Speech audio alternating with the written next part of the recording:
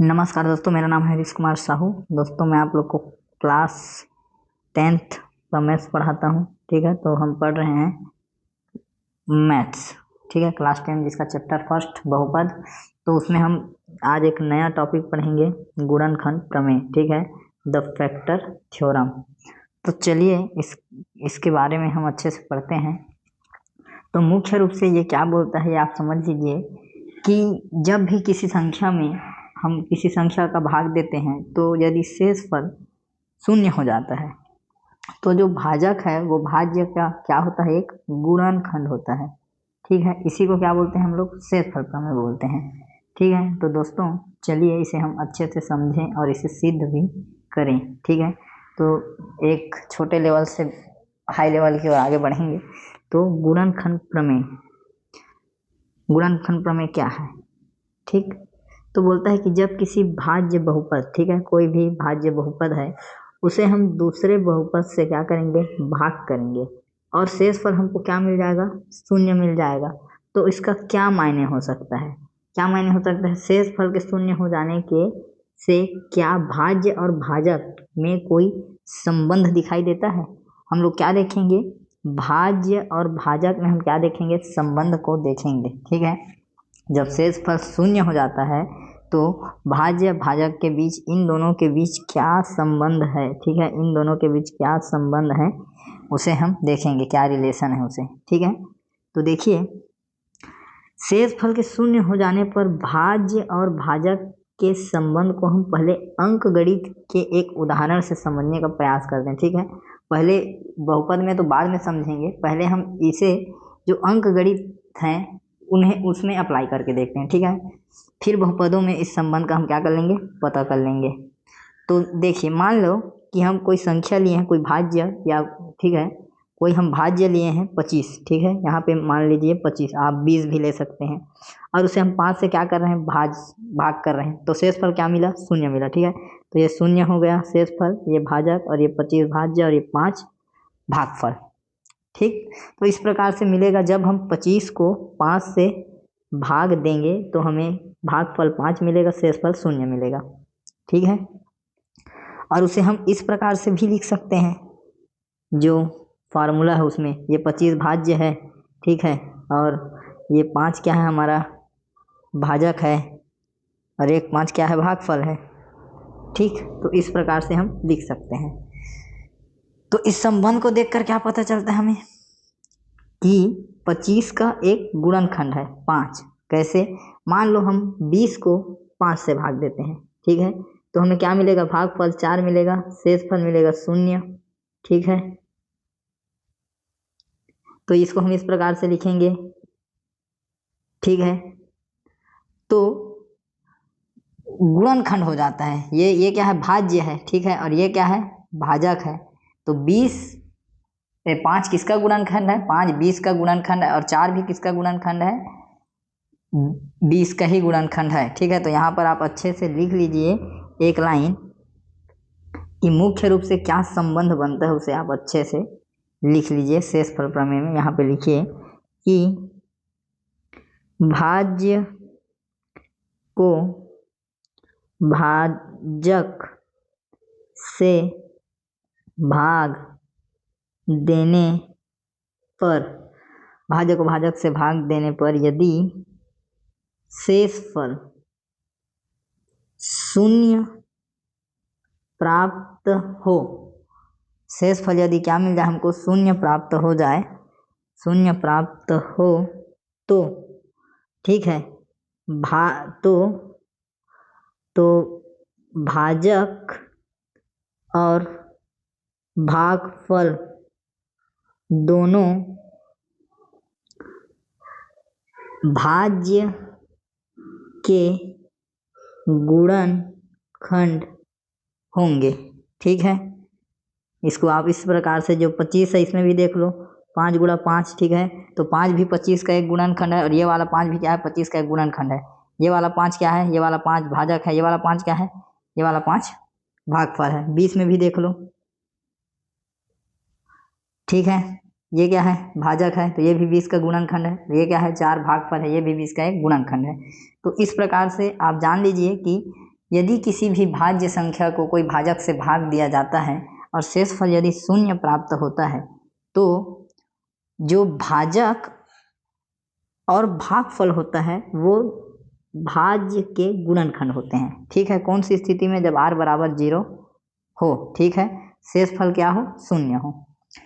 अब इसे हमने क्या किया? अभी अंक गणित के उदाहरण से समझा। ठीक है, अब हम क्या करेंगे? इसे बहुपद के रूप में समझने का प्रयास करते हैं। तो चलिए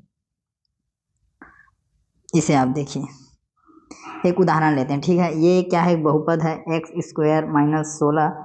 इसको हम क्या करेंगे? x - 4 से भाग देंगे तो भागफल और शेषफल क्या होंगे? ठीक है, तो ये हम दीर्घ भाजन विधि से क्या हुआ है? ये भाग किया गया है, इसे हम समझते हैं। तो देखो, ये भाज्य है, इसको अंदर में लिखा है, तो इसको इस रूप में लिखा है। क्यों लिखा है?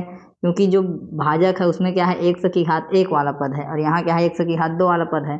तो इसमें x की घात 1 वाला पद लिखने के लिए इसको x² - 16 को इस प्रकार से लिखेंगे, x² माइनस यहाँ पे 0x कुछ नहीं है तो 0x क्या है? फिर ये ऋण 16। ठीक है, तो इसे इस प्रकार से चेंज करके इसे इस प्रकार से लिखा गया है आसानी से। ठीक है, अब देखिए, अब क्या है? x - 4 है। ठीक है, अब इसमें हम किसका गुणा करें कि हमें x² मिले? पहली बात तो ये वाला पहला पद में, तो x में x का गुणा करेंगे तो x² मिलेगा। तो इस प्रकार से गुणा हुआ, x - 4 में x का जब गुणा किए तो x² - 4x ये मिला।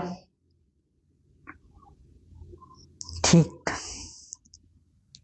अब क्या होगा? ये मिला, ये लिखा दिए। ठीक है, अब चिन्ह बदल गया, धन था वो ऋण हो गया। अब घटेगा तो घटाएंगे तो क्या होगा?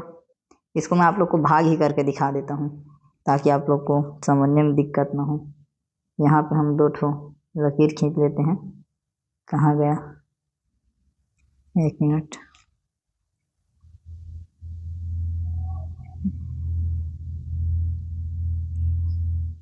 इसे हाँ,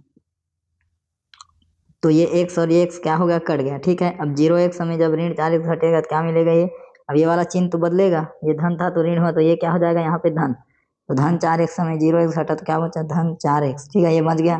फिर ये ऊपर का 16 को नीचे ले आए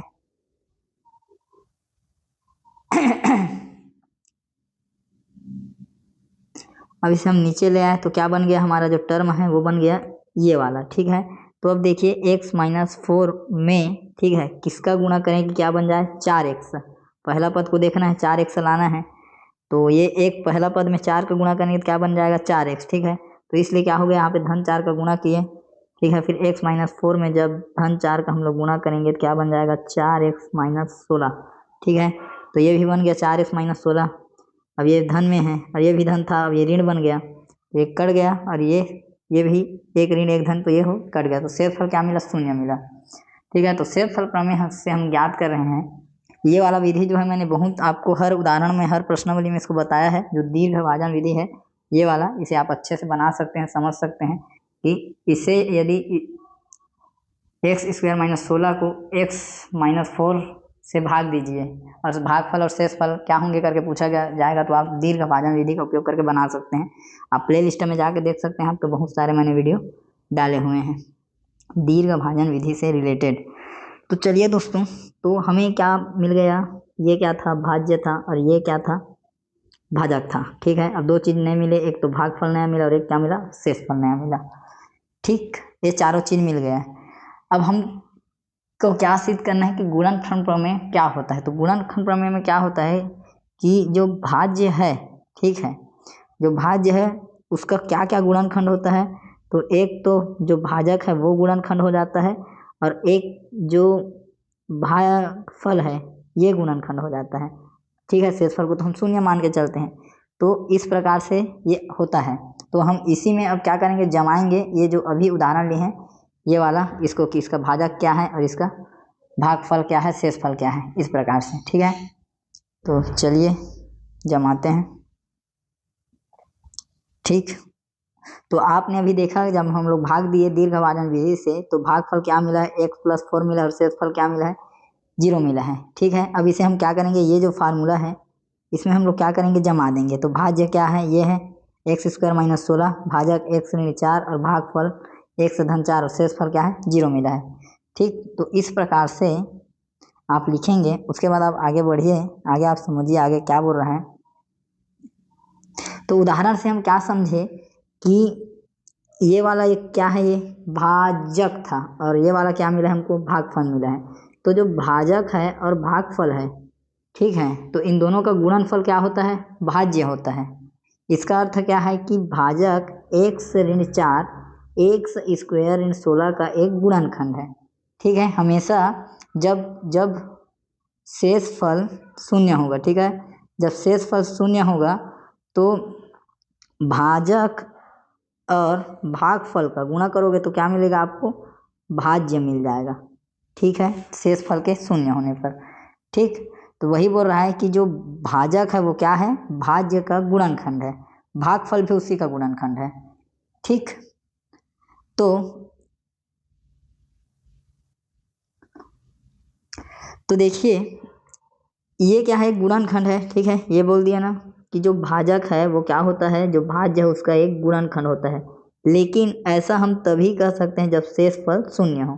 ठीक है, मैंने अभी जस्ट बताया कि जब शेषफल शून्य हो तो भाजक गुणनखंड होता है किसका, भाज्य का। ठीक, अब एक्स धन 4 को पता करो कि ये जो भाज्य है इसका गुणनखंड है, तो है, क्यों है, क्योंकि भाजक और भाई ये अभी हमारा क्या था, भाजक था, और ये हमारा क्या है, भागफल है, और ये हमारा क्या है, भाज्य है। ठीक है, तो ये भी इसी का गुणनखंड है और ये भी इसी का ही गुणनखंड है। ठीक है, दोनों को गुणा करेंगे तभी मिलेगा हमें वो। तो अब हम यह कह सकते हैं कि यदि किसी भाजक से किसी भाज्य को भाग देने पर शेषफल शून्य प्राप्त हो तब वह भाजक उस भाज्य का एक गुणनखंड होता है। ठीक है, यही शेषफल प्रमेय है, यही गुणनखंड प्रमेय है। इस कथन को गुणनखंड प्रमेय का सरल रूप कहते हैं। देखा जाए तो गुणनखंड प्रमेय शेषफल प्रमेय का ही विस्तारित रूप है। ठीक है, तो दोस्तों बहुत ही आसान है, मेन इसका कॉन्सेप्ट को समझना है। क्या है कि जब कोई भी संख्या को हम भाग देते हैं, ठीक है, तो भाग देने वाला क्या होता है, भाज्य होता है, और जो भाग देने वाला संख्या, ये भाग जाने वाला संख्या भाज्य और भाग देने वाला संख्या भाजक, और जो प्राप्त होगा वो क्या मिलेगा, भागफल। ठीक है, और शेषफल क्या होना चाहिए, 0, तब ये शेषफल प्रमेय भागफल गुणनखंड प्रमेय काम करेगा। ठीक, तो ये क्या होता है, भाज्य का गुणनखंड होता है, और ये भी क्या होता है, भाज्य का गुणनखंड होता है। ये बोल रहा है शेषफल प्रमेय। ठीक है, कि भाजक और भागफल दोनों भाज्य के गुणनखंड हैं। अब चलिए, अब हम शेषफल प्रमेय की उत्पत्ति करते हैं। ठीक है, तो देखिए गुणनखंड प्रमेय की उत्पत्ति करेंगे। तो जो कथन है उसको हम सही ढंग से लिखेंगे। ठीक है, कि गुणनखंड प्रमेय की उत्पत्ति, तो यही कथन प्रमेय के रूप में निम्नलिखित रूप से लिखा जाता है। ठीक है, कैसे लिखा जाता है, प्रमेय क्या बोल रहा है कि यदि x बराबर a बहुपद f(x) का एक ऐसा शून्यक है जिसके लिए शेषफल f(a) बराबर 0 होता है। क्या बोल रहा है कि यदि x बराबर a हो तो जो f(x) का शून्यक है, ठीक है, x बराबर a ऐसा चीज है जो f(x) का शून्यक है, और ये जो शेषफल आएगा उसका मान को क्या कर दे रहा है, 0 कर दे रहा है। तब x ऋण a f(x) का एक गुणनखंड होता है। सीधी बात है, क्यों बोल रहा है, क्योंकि ये क्या है, ये भाजक है।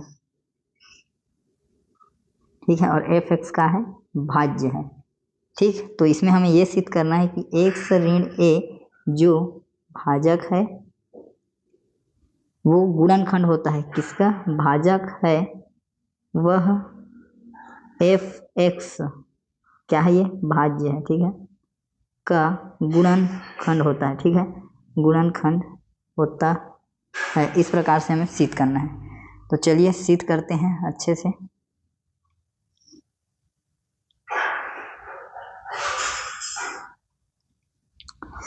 तो पहले प्रमेय को आप समझ लीजिए। क्या बोल रहा है कि ये कोई ऐसा संख्या है जो बहुपद का शून्यक है, मतलब इसको क्या कर देता है, शून्य कर देता है, मतलब उसके शेष फल को शून्य कर देता है।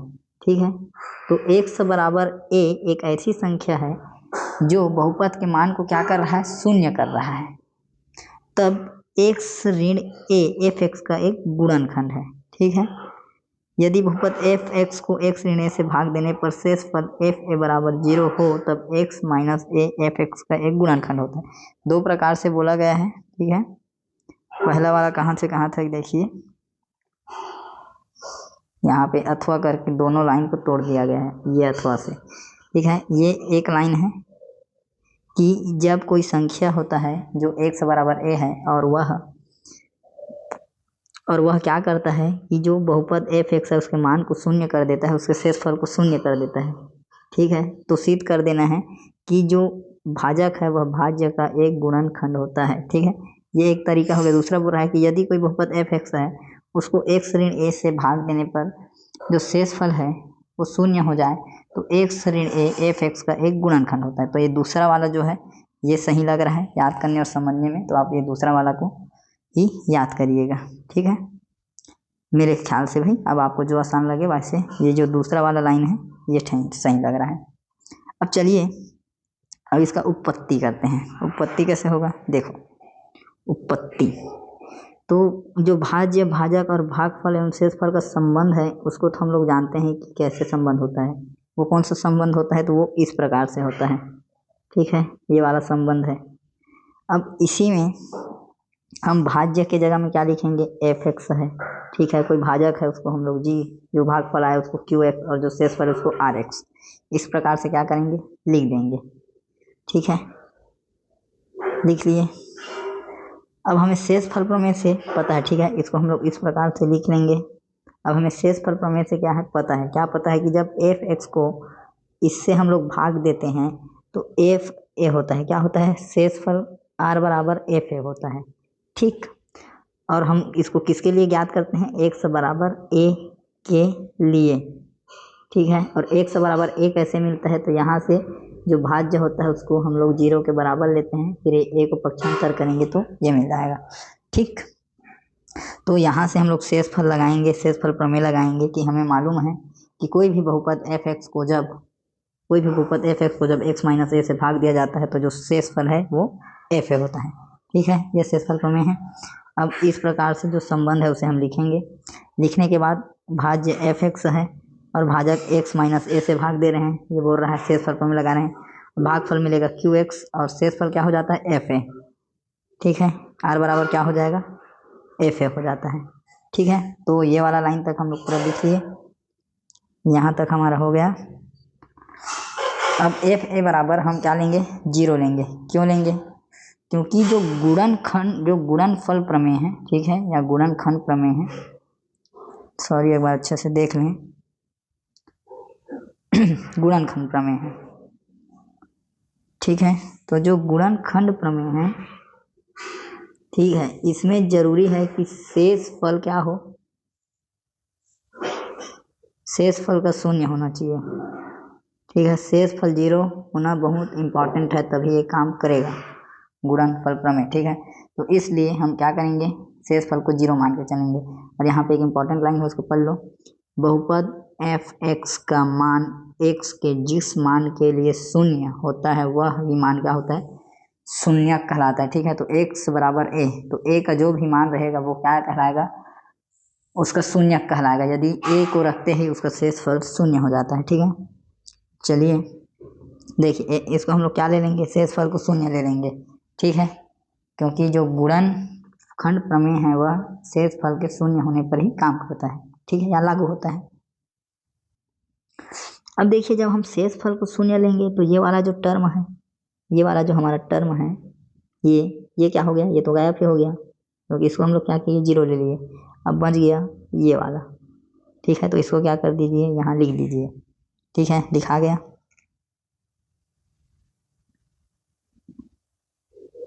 ये वाला टर्म क्या हो गया, कट गया, क्योंकि इसको 0 ले लिए। अब हमें ये इस रूप में मिला है, इसको आप अच्छे से देखो, ये क्या बोल रहा है, एक तरफ क्या है, भाज्य है और इधर क्या है, फिर भागफल है। पहले तो भाजक है और फिर ये क्या है, भागफल है। ठीक है, तो ये भी क्या है, इसका ही गुणनखंड है, और ये भी क्या है, भाज्य का ही गुणनखंड है। तो हमें क्या सिद्ध करना है कि शेष गुणनखंड प्रमेय में क्या सिद्ध करना है, ये आप पहले समझिए। गुणनखंड प्रमेय, ठीक है, इसमें हमें क्या सिद्ध करना होता है कि भाजक, यहाँ पे पहले तो एक कंडीशन लगता है कि r बराबर 0 होना चाहिए, शेषफल 0 होना चाहिए। ठीक है, जब शेषफल 0 हो जाएगा तो जो भागफल होता है, ठीक है, जो भागफल होता है, ठीक है, जो भागफल होता है वह भाज्य का एक गुणनखंड होता है। ठीक है, यही है गुणनखंड प्रमेय। ठीक है, जो शेषफल के 0 होने पर लागू होता है। ठीक, तो आप यहाँ अच्छे से देखिए एक बार, तब आपको और समझ आएगा इसको। ठीक है, ये क्या है, ये भागफल है, और ये क्या है, ये क्या है, ये भाजक है, और ये वाला जो है ये भागफल है। ठीक है, तो ये क्या है, इसका गुणनखंड है f(x) का।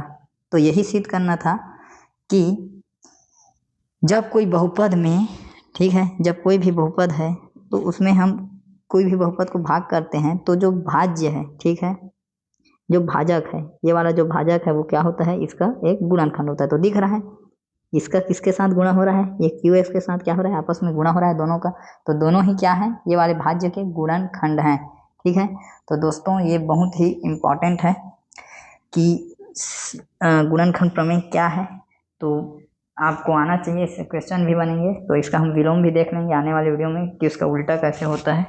ठीक है, उसमें हम ये बताएंगे कि जब भाज्य और जब जो भाजक है वो भाज्य का अगर गुणनखंड है तब शेषफल क्या होगा, शून्य होगा। हम इसे उल्टा सिद्ध करेंगे। अभी क्या कर रहे हैं, यदि हम शेषफल को शून्य ले लेंगे, ठीक है, यदि हम क्या करते हैं, शेषफल को शून्य लेते हैं तो हमें ये वाला लाइन मिलता है। अब जब हम विलोम देखेंगे तो जो हम भाज्य का एक गुणनखंड मानेंगे भाजक को, फिर क्या मिल जाएगा हमको, शेषफल शून्य मिल जाएगा। ठीक है, तो दोस्तों उम्मीद करता हूँ जो आपको समझाने का प्रयास किया समझ में आया हो। तब तक के लिए धन्यवाद, मिलते हैं। वीडियो को लाइक कर दीजिएगा, चैनल को सब्सक्राइब कर दीजिएगा। पूरा कंप्लीट करना है दोस्तों आप लोग का क्लास। तो ठीक है, आने वाले वीडियो में और अच्छे से पढ़ेंगे। तब तक के लिए जय हिंद।